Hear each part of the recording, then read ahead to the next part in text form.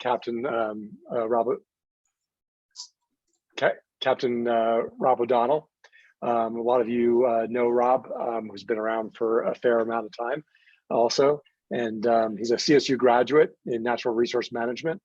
Worked also with the Colorado State Forest Service in Fort Collins and the United States Forest Service in the Red Feather Lakes District. Also to note is he's been a firefighter in Boulder Aurora Fire since 1989, so 32 years in wildland and mitigation coordinator for 32 years. Also instructor for Boulder County Firefighters Association, certified arborist, and he's also a resident of the district. He actually lives just north of our local fire station across Neva Road.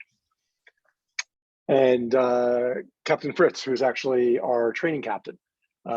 He's also a chair of the Boulder County Cooperators currently, started back in 2009. Also more importantly, or actually just as important, is he's also a Lake Valley homeowner, a Lake Valley Estates homeowner. He lives on Sneed, and he's been here since 2014.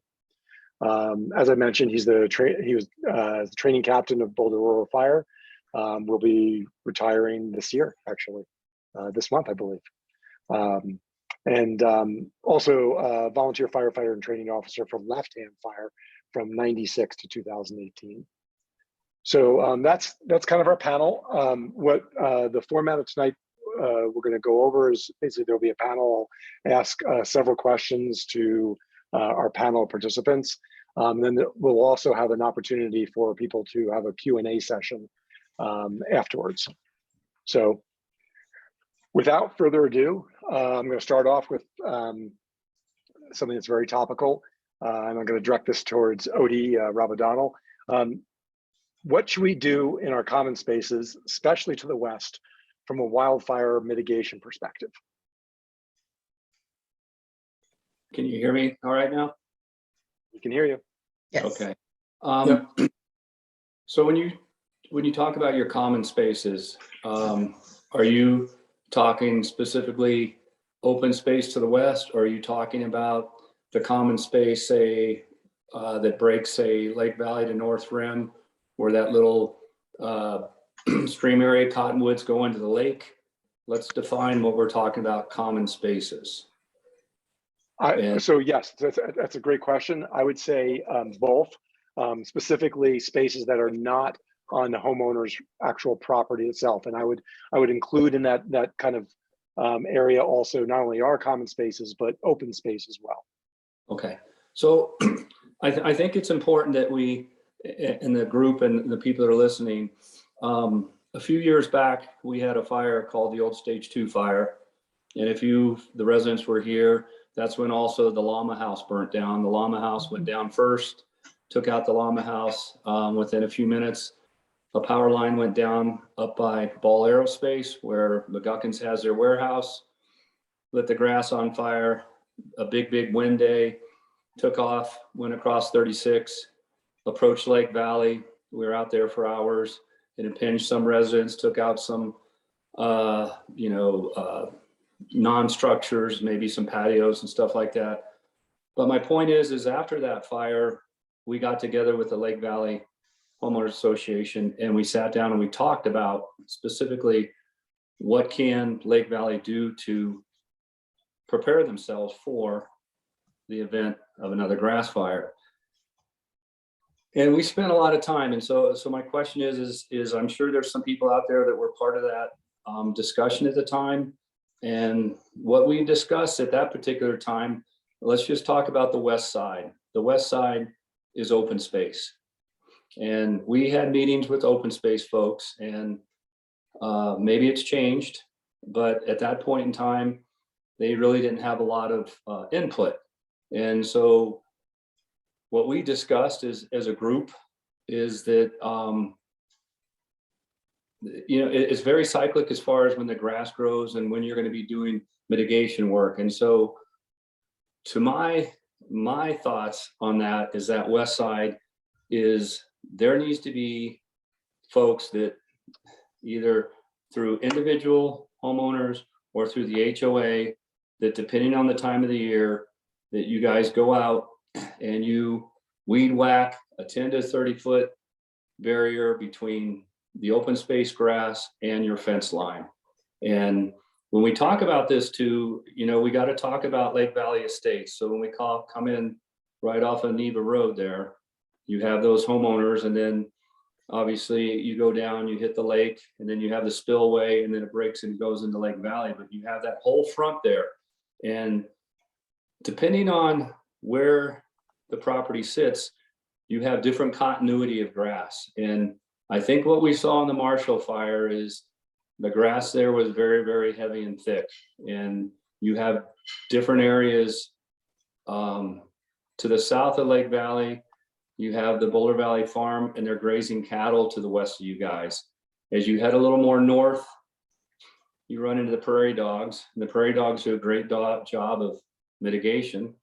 They tear apart everything. But as you head more towards the lake, you get a little more grass area. So my opinion and thoughts on this is we have to, in the springtime, go walk the property, walk Lake Valley, and see what the vegetation looks like. That's a good start.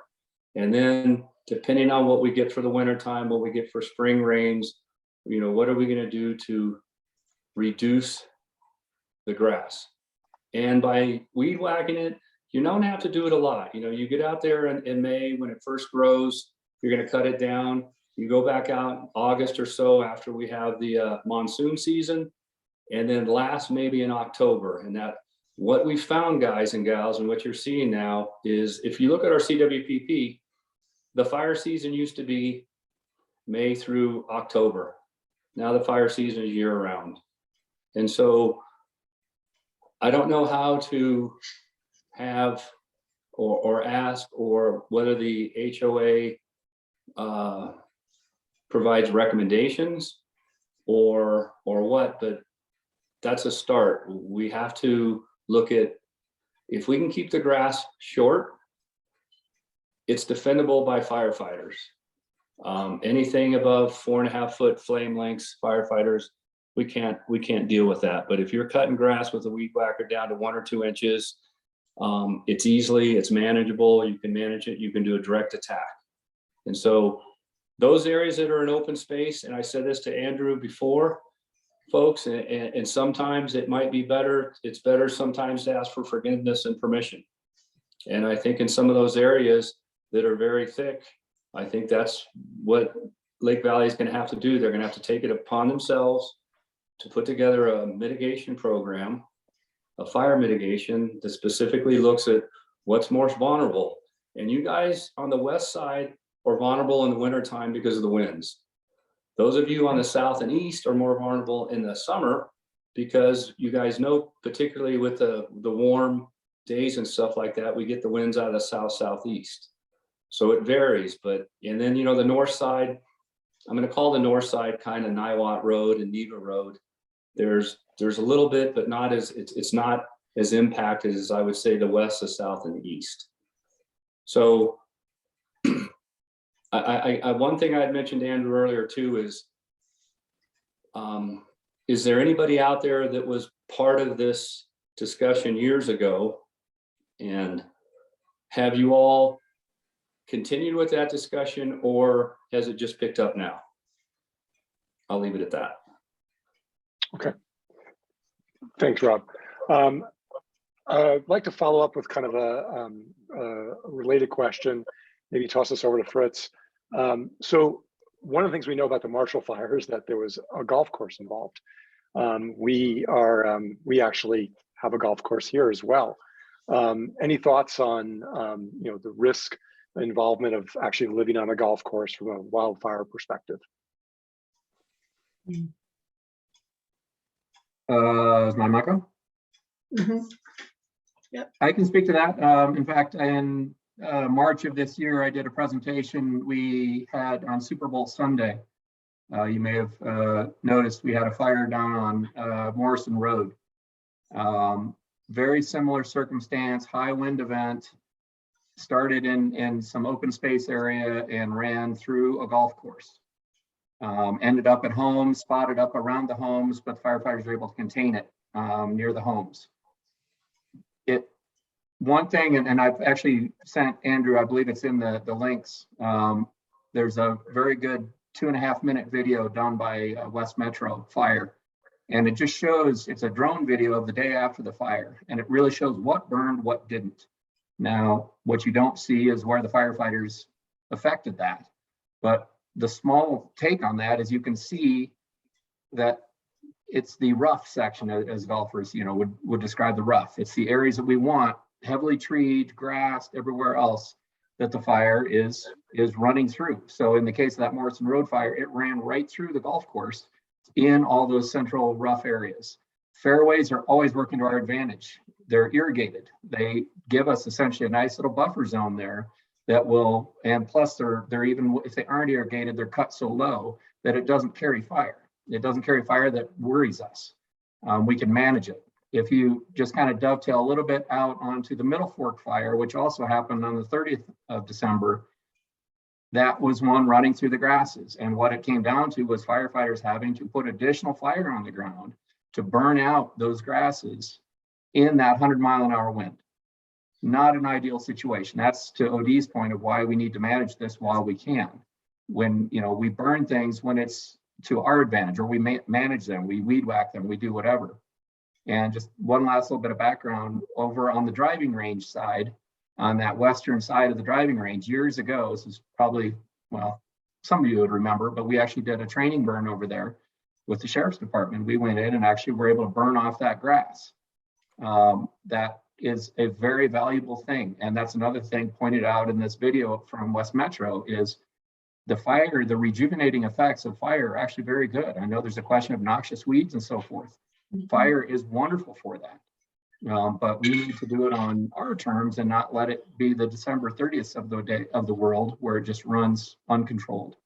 So short answer, that I consider the golf course a plus, but any of those areas where you have those cottonwoods and the heavier trees and the grasses, that's just problems waiting to happen. Thanks, Fritz. Okay, I'd like to ask the chief a question here. And from a perspective of, you work a fair bit with HOAs. I'm wondering whether you can talk a little bit about the division between the responsibility of the HOA versus the responsibility of the homeowner from a fire mitigation perspective. Yeah, thank you, Andrew, and everybody for joining us tonight. Common areas are obviously affect the most people and can really be a good example of limiting fuels through trimming, mowing, or potentially applying prescribed fire. They also usually have the riparian zones, which are probably very sensitive to the wildlife subcommittee. So once again, managing those to reduce the mosquito component or any of the other vectors, dealing with flood mitigation, as well as managing the fuels and erosion in the riparian zones serves as a great example if those are well managed for newer residents that move to town and they kind of go, oh, well, in Connecticut, we did it this way. In Florida, we did it this way. And in Mediterranean climate, we did it this way. But these are really the best practices here at Lake Valley outside of Boulder.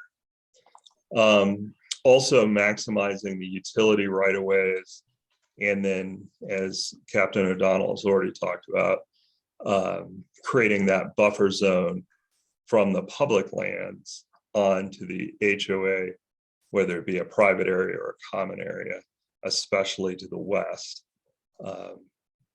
is an excellent way to get us an area to fight and reduce the flame lengths as it enters into that leading edge of the fire entering into the subdivision where the homes are at. On private areas, individual homeowners have great ability, because it's their property, to limit the fuels, trim, mow, and select vegetation, avoiding the high oil content, ornamental vegetation, whether it be brushes. And once again, keeping those away from the structures themselves, inclusive of fences and trellises and those other things. Because those are absolutely in the purview of the homeowner. Limiting vertical fuels, not only trellises or arbors or those type of things that cause vegetation to climb up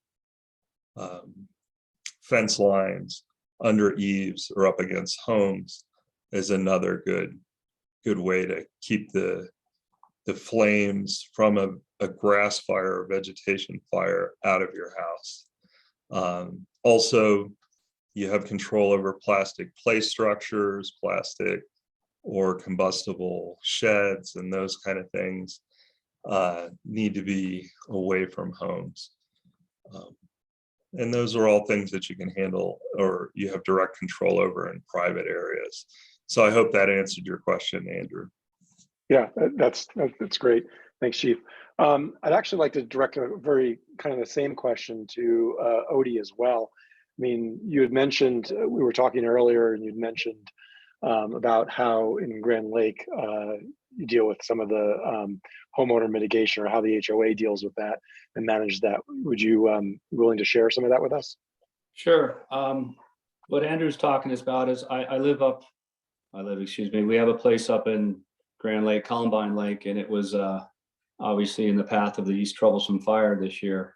A few years back, we had an incredible outbreak from the pine beetle. Most of the trees up there are lodgepole, and came in and took stuff out. But what Andrew's getting at is the HOA was very forthright and said that if homeowners did not clean up the slash from the dead trees, and B, remove the dead trees, they would put a lien on your property and also fine you. And they would give you 1 or 2 months to get it accomplished. And if not, they would fine you. And with that said,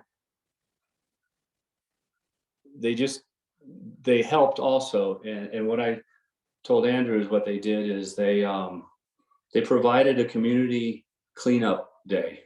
And the community cleanup day, it was pretty nice. They would have roll-off dumpsters at certain areas within the subdivision, and homeowners could come and take their slash, their trees, whatever they needed to do, and get rid of it off their property, and they would take it away. And so the question and the discussion Andrew and I were having is that as a Lake Valley HOA, I guess I'll use this word, what power do you have to maybe set some guidelines and regulations, as what the chief was just talking about, of some things that need to be done, some things that need to be accomplished for your residential homes to survive if there's a fire that comes. And so I thought it was pretty nasty for the HOA to say, hey, you can't put a lien or you can't do this, but at the end, it worked out all right. So to that point, what can the HOA do?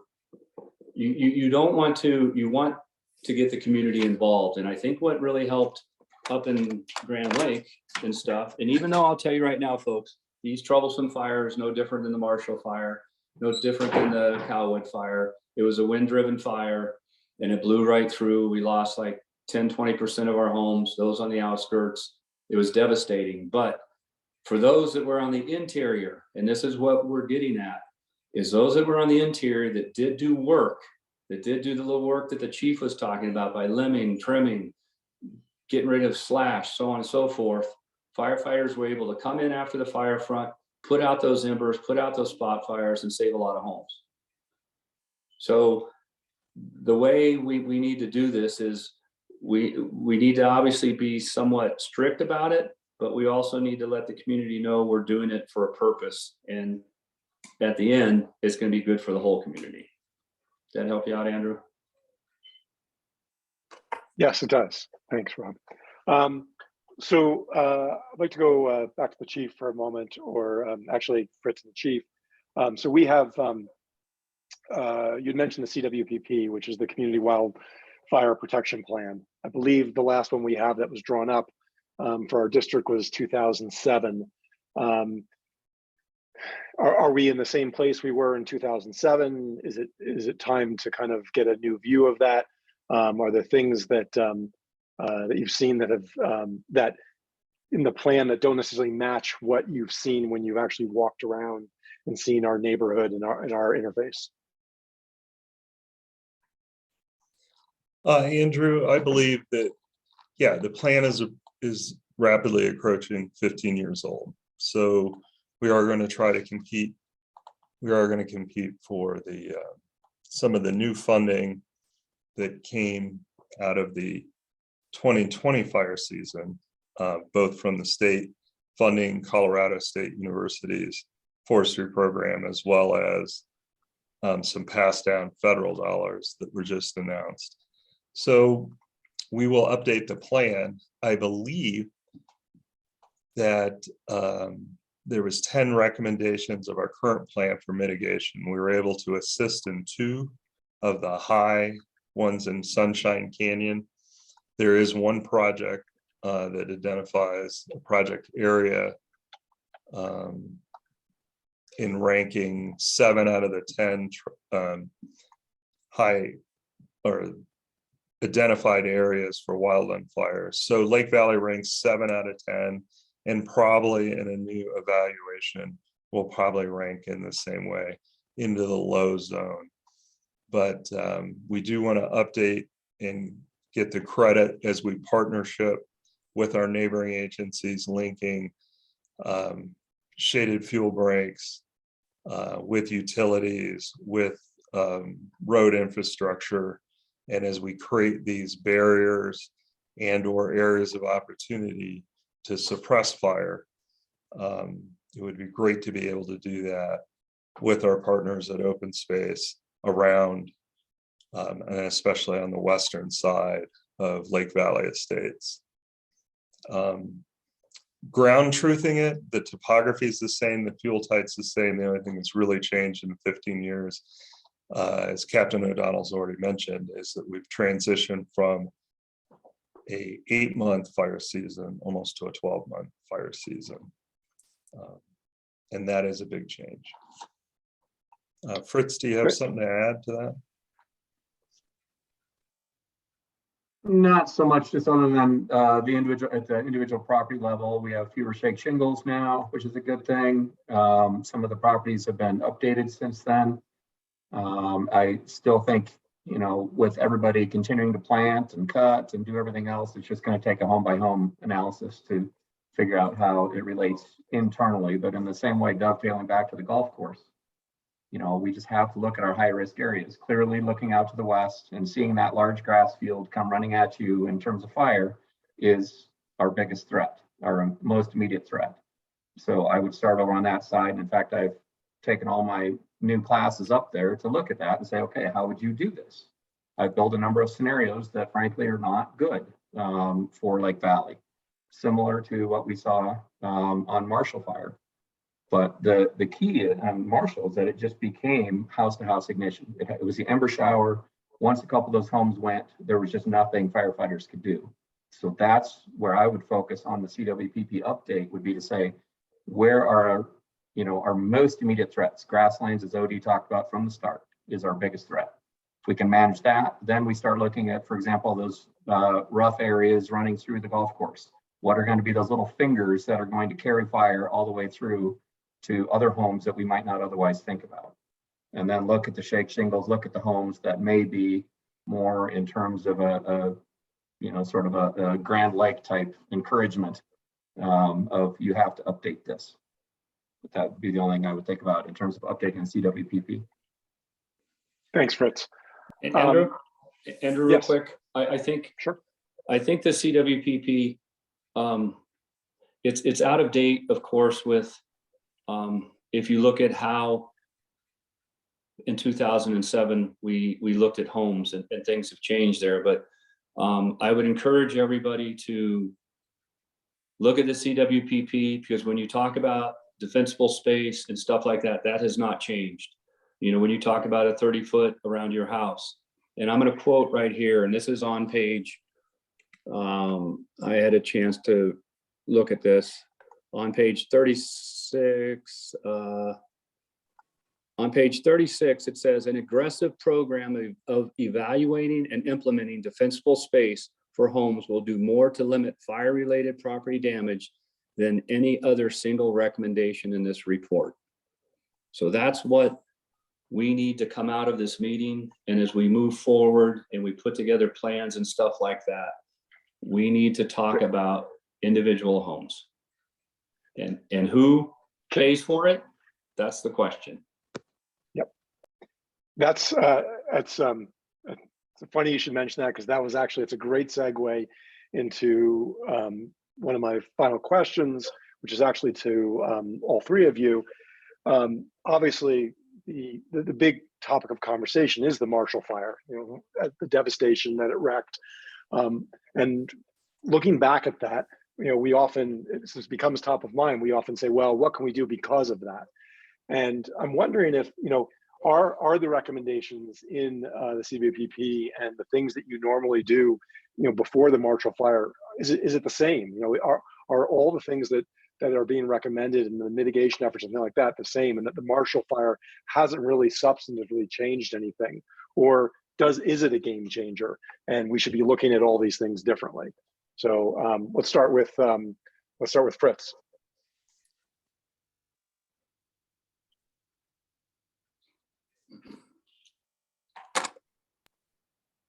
You there, Fritz? Sorry, I was not multitasking while I was trying to reply to the chat.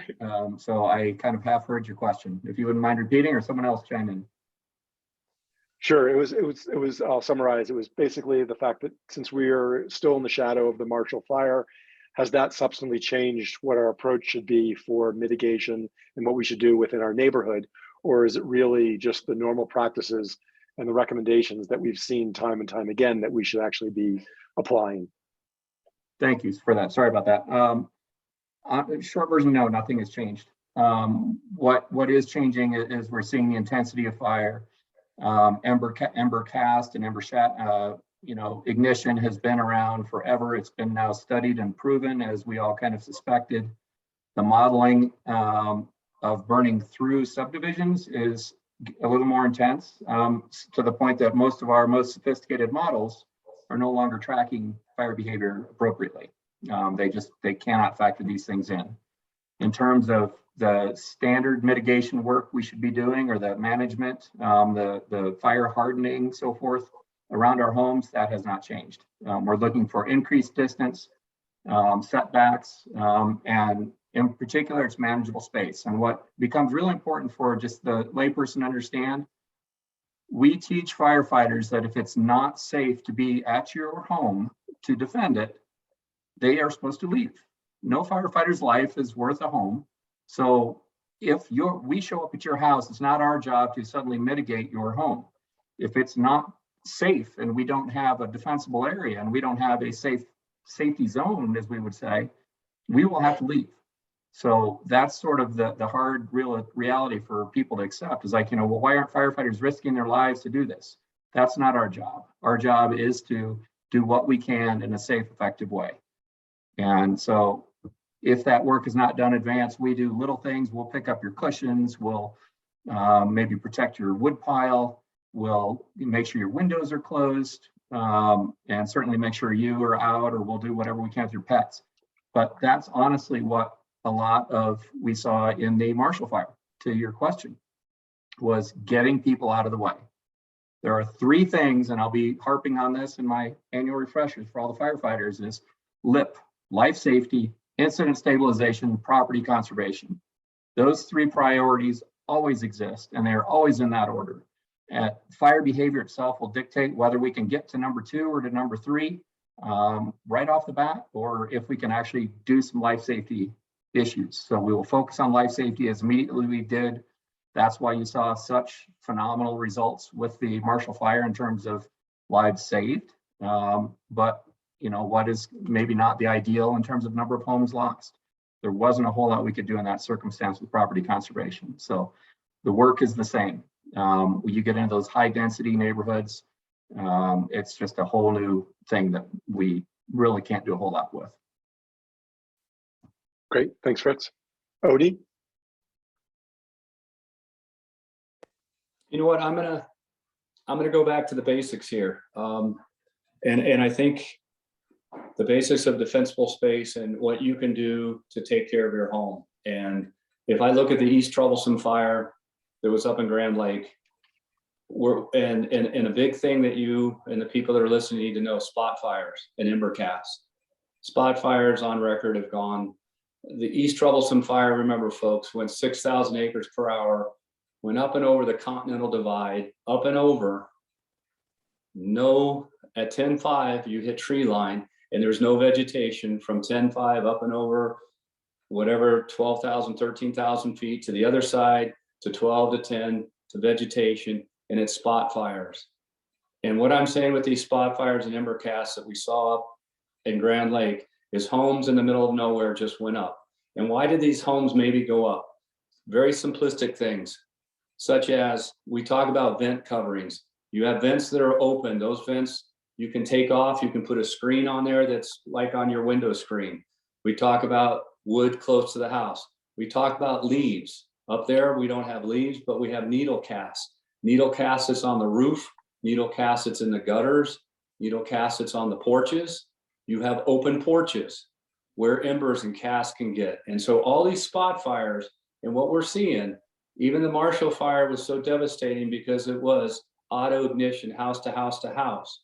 But those houses that all of a sudden just went up and no reason, there was a reason for that. An ember, a spot fire came, it lit something on fire that could have been controlled. And so perfect example with Lake Valley, and I mentioned this to Andrew, in the fall, everything on that west side, I bet there's a lot of homes that have fences with tumbleweeds. Tons of tumbleweeds build up on the west side of your property. You got to get out there and you got to remove that. If you have ponderosa, if you have Austrian pine trees, they have needle casts. They lose their needles every year on the ground. That's just more.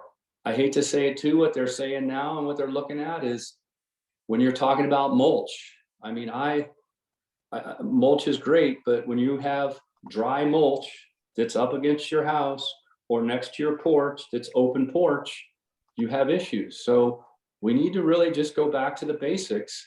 And I think what I would like to see Lake Valley do is put together a basic brochure of the do's and don'ts, what to look out for. And this is cyclic from springtime till fall, what you should do, what you should look for.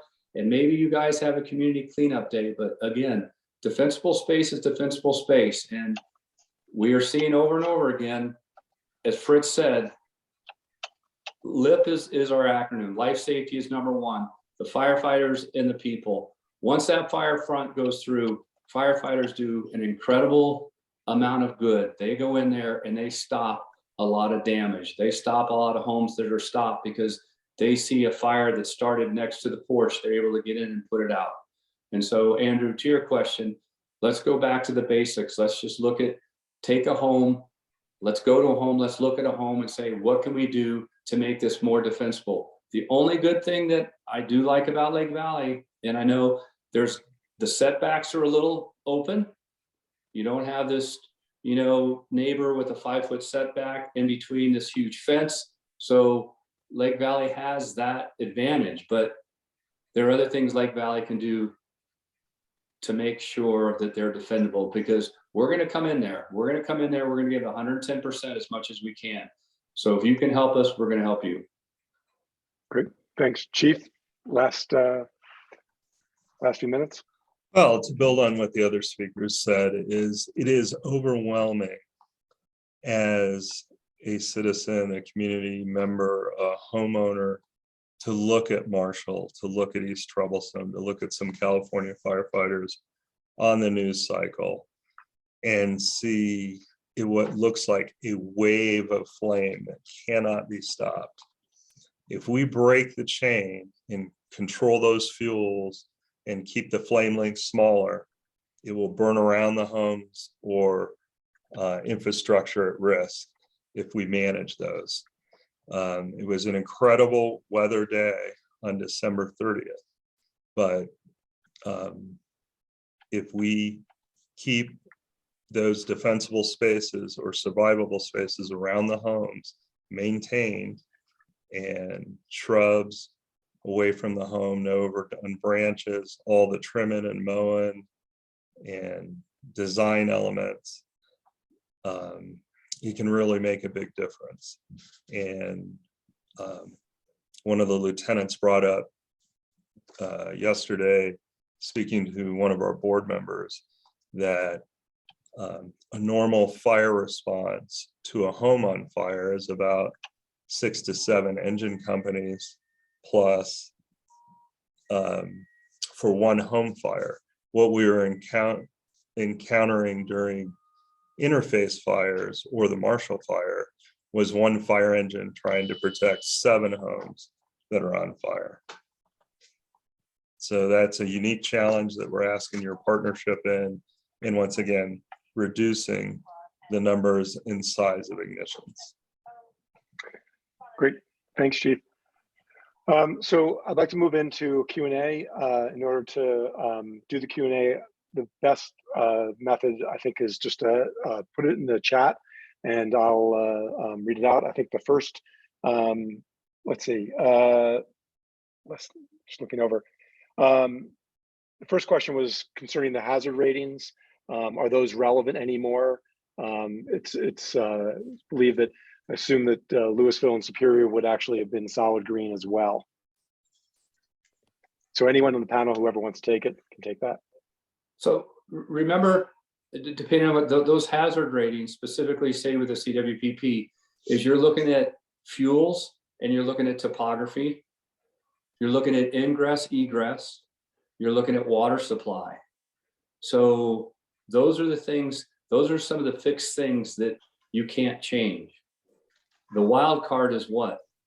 Weather and and that's the key. And so there's Lake Valley, based on all of those parameters that we used in the past, is still at a low risk, because when you talk about Lake Valley has ingress, egress, it's got wide roads, you know, you don't have shake shingles anymore, you've got a great water supply, you know, we can go on. The one thing that maybe makes it more vulnerable right now is we have found in the past, WUI, wildland urban interface, was any home that was attached to an area with trees. Well, guess what, folks? Grass burns also. And so I still feel that Lake Valley is, you know, not the extreme, it's low, but that does not mean, and I want to make sure that everybody understands this, because there was a comment made, just because Lake Valley is in the yellow and it's not as volatile does not mean that if something happens, you're going to be not taken care of. You're not a low priority. There's 20 fire departments in Boulder County. I don't know if you guys are aware of this. And as the chief said, when there's a structure fire, there's a lot of people. When there's a wildland fire, you're going to get 20 fire departments, and you're going to get people from all around metro area coming. And so I don't think we're going to change much, because nothing has changed for Lake Valley. That's my thought. Thanks, Artie. The next question, which was directly from the list here, is, as a homeowner, is there someone that, like today, that could come by and actually look at the home and make an evaluation and recommendations on what needs to be done?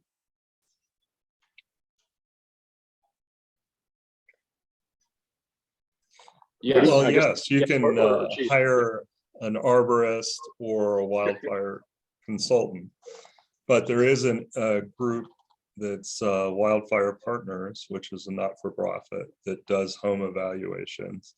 And in addition to having folks that can come to your home and schedule, if you go to their website, they also have an inspection form, so you can pre-inspect and actually mitigate before they arrive. So they kind of give you the answers to the test that we've been discussing here tonight. on what you can do to make your home a little more resilient to wildland fire. Thanks, Chief. Andrew, I think we had one earlier question, and Sure. that was regarding defensible space. Defensible space. The question is, I've heard that the ember load in the Marshall Fire traveled up to 200, well over the 30 of defensible space. So is that true, I guess? And any comments on that? Yes, that's true. The ember and spotting was 200 plus feet at the peak of the wind event in alignment coming down through Marshall Road and 93 into the town of Superior, and then ultimately in the town of Louisville. The 30-foot, the 5, 30, and 100-foot defensible space recommendations that are in the CWPP on page 37 or on just about anybody's website, including the Fire Safe Partners, still works within that, because when an ember shower or ignition source lands within that zone, it's reducing the direct fuel that is feeding the flames next to your home. And once again, the largest ember cast that we were seeing in Marshall, as well as many other of the home ignitions, is not, once the vegetation has ignited a home, the ember cast that generates the spotting potential that's in the wind is coming from the homes more than the vegetation, once we start losing the homes at the leading edge. So that's why we defend those homes with great vigor, so we don't have the first ignition in the home shower. But either way, the direct fuel against your home, the 30-foot, 100-foot rule really applies well to making your home more resilient and resistant to catching on fire. Thanks. There's a question here from Heather. Talks about basically if you have a sense of whether, if Boulder Rural has a sense of whether open space is amenable to creating fire breaks to the west of Lake Valley. And I think I'd direct this to Odie, because I think we had this discussion right before this meeting, actually. Yeah, Heather, no. And I say that now, and I say that based on what we approached to them years and years ago. We met with them, we walked the property with them, and open space has other objectives, other priorities, and I'm not trying to be condescending towards open space. I live around open space, but they don't. And so that is why I think, and I'm going to say this, and I said it years ago, that you need to do what you think is right. And if it's protecting your house, if I was butted up against that west open space, I would be going out there 3 times a year with my weed whacker, and I'd be cutting down the grass to a manageable amount. Now, with that said, would it be worthwhile for the Lake Valley HOA to reach out to open space again with the Marshall Fire? It might not hurt. Maybe they've changed their mindset, but I think what we need to do is just make sure every homeowner can do whatever they can do, and then make sure that the fire department has access. That's another thing we didn't really talk about real quick is we have maps and stuff of Lake Valley and all that, but do we show access of how we can get a brush truck, that's like a pickup truck with a tank on the back, to the western boundary, to the southern boundaries? And is it accessible with a pickup all the way around? Is Lake Valley accessible on the perimeter all the way around with some kind of like a brush truck or an engine?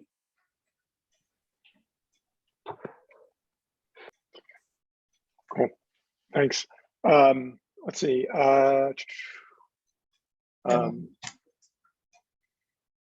Looking for the next question. Let's see. I think the next one is about alarm systems. Alarm systems. Yeah. So Bill asks about alarm systems, sirens inside and out, versus 911 to home or cell. I'm not sure what the actual question is there. Is that, you know, whether alarm systems help in what respect? Andrew, I'm gonna just, I want to throw one thing out, and I'm not gonna talk about alarms. But it's very important, and you guys listening, does everybody in Lake Valley, North Rim, Lake Valley Estates have Everbridge? Does everybody know how to get contacted when there's a significant event going on? And that's, so let's make sure that whoever is here tonight, that it's BOCO, I think it's Boulder County, I forgot what the website is, but go there and get signed up. So whenever I'm signed up with Grand Lake, I'm signed up with Boulder County. I've been evacuated here 3 times now. So, but let's make sure, I know there's a lot of new people that have moved in since the flood, since the fires. So let's make sure that they know how to get contacted. Someone else can answer the siren thing. So the website that is the easiest for people that need to get their cellular devices, their cell phones, and their internet phones registered for alerts is to go to Boulder County OEM, so Oscar Echo Mike.com. And the first thing that comes up is the big red box on how to register your phone. And as Captain O'Donnell has explained, you're not limited to only having one spot. So if you have multiple properties, or you're concerned about kids, aunts, grandparents, you can register your phone with each one of those jurisdictions to get their alerts. And you can manage the type of alerts you get. If you just want text for these, but you want the full-on alert 24 hours a day for Boulder County, you can select those things. And it allows you, it's at no charge except for the text when you receive it, if you're on a per text plan. But it's pretty easy. If you're having problems with it, we can set up a time at the firehouse, come over and bring your phone, and we'll all register it together. Awesome. Andrew, I believe Roger's Andrew, if I trying could to get in interrupt, for a while. if I could interrupt, my question about sirens was, can we put them in our neighborhood? And can we put them in our houses also? Because that was another problem, right? If you don't have your phone on you, or you're out in the playground, you don't even know about this stuff. You know, somebody got called from somebody on a cruise ship. So I think sirens are an important thing, but I'm just wondering if, would there be funding for the county to put sirens in our neighborhood?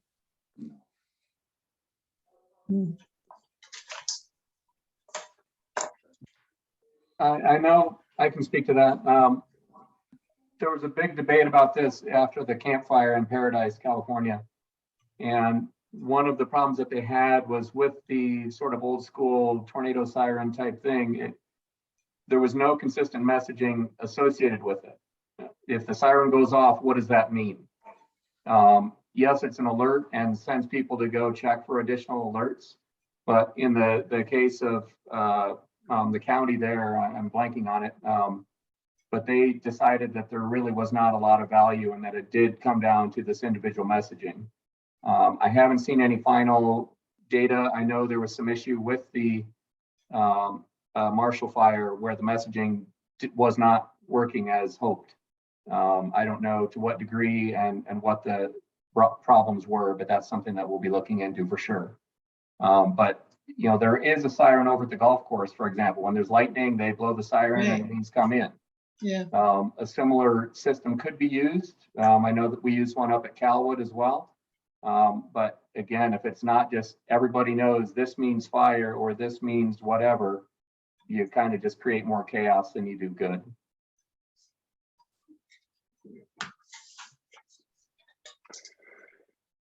Okay. Pam, I just wanted to double check. What's our timing right now? Well, we had said 7:30, but if people would like to stay, we have 2 more questions that maybe we can answer and then we'll be done. Sure. We have a question here about house materials. Someone's remodeling their house. They're planning to redo the siding, replace it with fire resistant siding, retardant siding, and also metal roof. You know, is that actually helpful? Yes. Yes, it's Yes. very helpful. Yeah. So It's a Yeah, little very, bit very better when you're working with your architect and your builder to meet an assembly standard. So it's not that it's just because it's stucco, just because it's metal, that means it must be good. But making sure that the design parameters on your exterior finishes or your roof assembly meets the wild and urban interface code. Or if you're trying to, you really feel that your home's at a high risk and is trying to read a 1 hour performance rating on its exterior finishes, similar to commercial buildings, then they have something to go with. But obviously, anything that's well maintained, encloses those soffit spaces and has a non-combustible and enough mass, and it's assembled to withstand the winds and direct flame contact is the key. So it needs to almost be more of a performance rating when you're working with your architect or your builder. And And I what would was that? add one piece to that Sorry, on the go roof. If you do ask around, you do a little research. I used to think metal was obviously got to be the best way when I lived up in the mountains. It does a wonderful job of shedding. For example, pine needles, snow, everything else. Boulder County is going to require you to have gutters. So all of that is shedding now into your gutters, and your pine needles, if you have them, are ending up there. And in fact, we're getting better insulation values now in terms of fire protection, ember cast, from asphalt shingles. So the traditional asphalt shingle is actually quite effective in terms of fire protection. So ask your builders, ask the county what they recommend. But that's one of the things that we've discovered. Okay. I think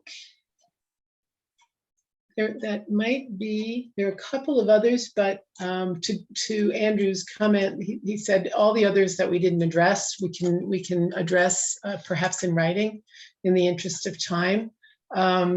I did want to, there was one question here that might not be directed at our experts, but just regarding HOA policies. The question was asked, do we have any HOA policies today regarding a homeowner maintaining their property in respect to wildfire prevention, mitigation, i.e. grass, height, volatile items, et cetera. And I know that Heather is on as a member of our committee, and there are others from the HOA. I don't know if that's something that someone would like to just answer briefly, or if we want to answer that in writing later. Pam, this is Wick. I just actually, as you were reading that, posted a reply. Okay. Just to summarize it, yes, there are guidelines in the ARC. The ARC guidelines have a provision, section 16, with fire mitigation rules. They also refer to a bigger set of guidelines that I believe came out of the 2009 HOA study that our colleague Roger Moment, who's on the call, chaired. The question, though, of course, now will be, are those guidelines are those rules in the ARC guidelines adequate? Do they need revision and updating?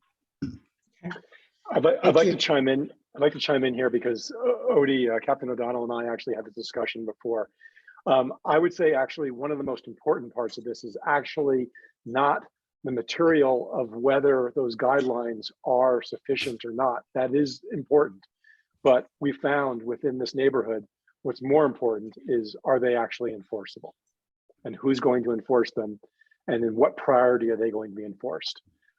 So I would encourage, this is just me speaking to the board or those individuals representing the board, saying that I agree that we definitely need to have reasonable guidelines, but I think, and Odie and Rob O'Donnell also kind of mentioned this also with the Grand Lake, is that having those guidelines enforceable and holding homeowners responsible for adhering to those guidelines needs to be made a priority if they're actually going to come to fruition.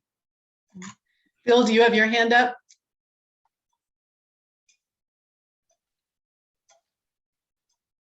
So I don't think a guideline would be enforceable. I think a covenant would be. Wick can comment on that if you'd like. Well, yes, you certainly could write in new covenants, as most people, I think, understand. That is a major task and requires super majorities of the homeowners to approve. I think you actually probably have more wiggle room and capacity through the ARC guidelines and or parallel documents. But the enforceability question is absolutely central. And we haven't talked about this tonight, but it will have to be part of the conversations going forward with the wildfire mitigation issue. As many people don't understand, HOAs have very limited policing authority in most behavioral matters. And so it is a major question about the extent to which you can start ratcheting that up in matters like this, and in effect, defend your ability to do so. Okay. All right. I would like to turn it over to Marion for one more minute, and then we will wrap things up.